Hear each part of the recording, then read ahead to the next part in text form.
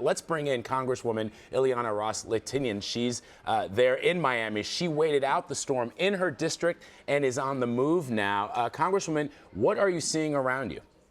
Well, all around in our neighborhood, and we live in the southern part of Miami, south of Coral Gables, is a lot of downed trees, so navigation on the streets is going to be difficult. I hope that my constituents don't venture out in this mess and inadvertently cause accidents. Our home is structurally sound, and we had invested a few years ago in shutters. It's a lot of money, but boy, is it worth it for a scary time like Hurricane Irma.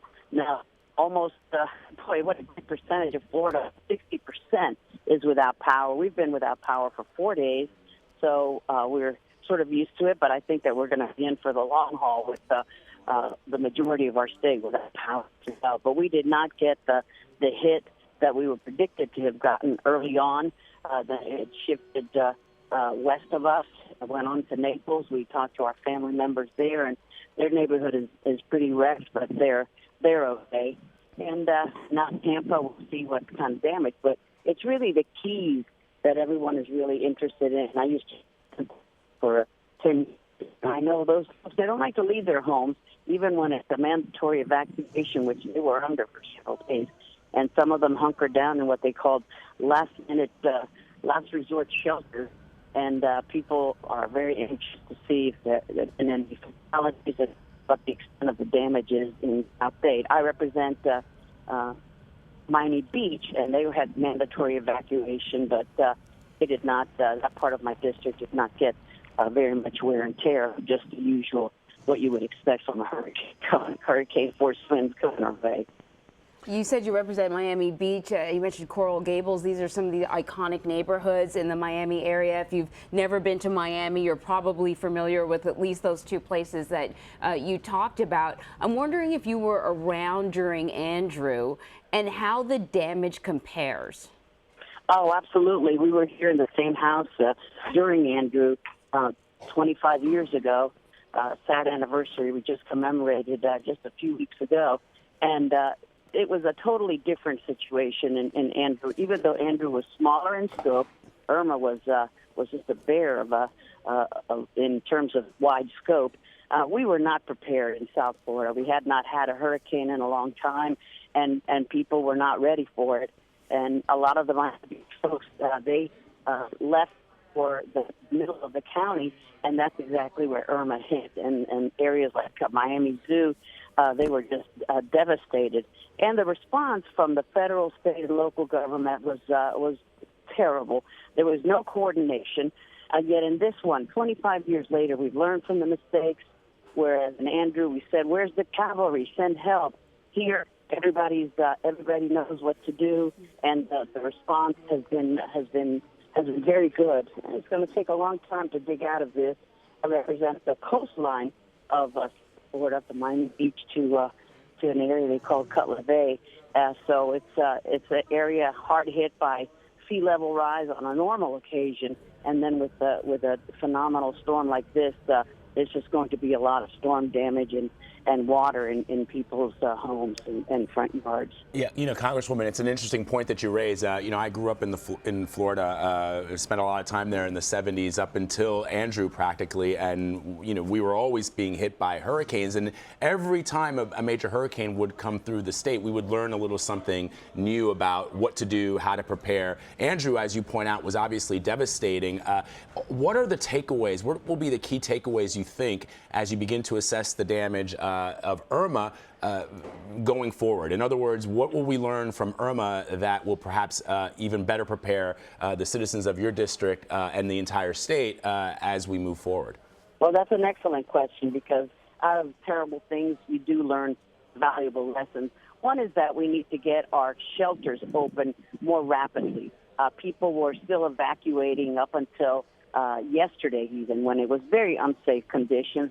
The wind gusts were ripping through Miami-Dade County, and the rain gusts. It was a hard situation for people to be in, driving to a last-minute shelter. And so we need to get the shelters up and operating quite faster. Number two, Red Cross needs more volunteers. What a great organization. They don't have to volunteered at all the shelters in Miami-Dade public schools. They stepped up to the task, feeding people hot lunches and lots of food. So we need to get supplies to shelters. We need to open up more shelters. And importantly, we need to open up more pet-friendly shelters, because one of the reasons people give about not wanting to evacuate their home is they have a pet left behind, and they don't want to leave that dog or cat or even a parakeet. So we need, lots of people have animals. We need to have more pet-friendly shelters. And I think more people who need to heed the advice Governor Scott made repeatedly. Get out of your place. Go somewhere where you won't have to be alone. Riding out a storm when you're elderly or disabled or have a child who's disabled in any way, that's a lot to bear. That caregiver has every day is a strain, but on a high anxiety event like a hurricane, it's even more so. So I think we need to have more shelters also that are friendly to kids and family friendly, not just an individual. So we need to work on the evacuation process. That's what I think we need to do. And I don't know what's going on with Florida Power and Light. How could almost 60% of our state be without power? And they say it's not coming anytime soon. And people start to get quite anxious and irritable when they don't have everything that they need. We're not even on city water, so we don't have water and haven't had water for days. But we were prepared. We were prepared to have everything we needed in our home, but we're not as lucky as other people. So preparedness, evacuation, and heed the call of elected officials to tell you, get out. Yeah. Well, when that heat kicks in, people are sure going to be missing their air conditioning. So as we move forward now, the sun has come up. I'm sure a lot of people want to venture out and explore their surroundings. What advice do you have for your constituents?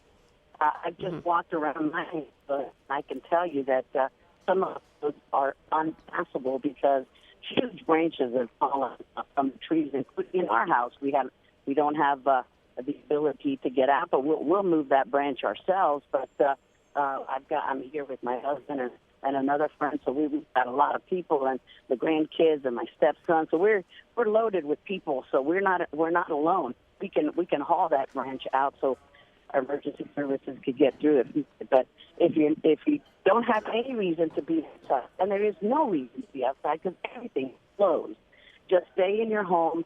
And we have a curfew for Miami-Dade from 7 a.m. to 7 p.m. The city of Miami has a curfew too, and the city of Miami Beach. There's just no reason for anybody to be wandering around, and there are no gas stations that are operating as of yet.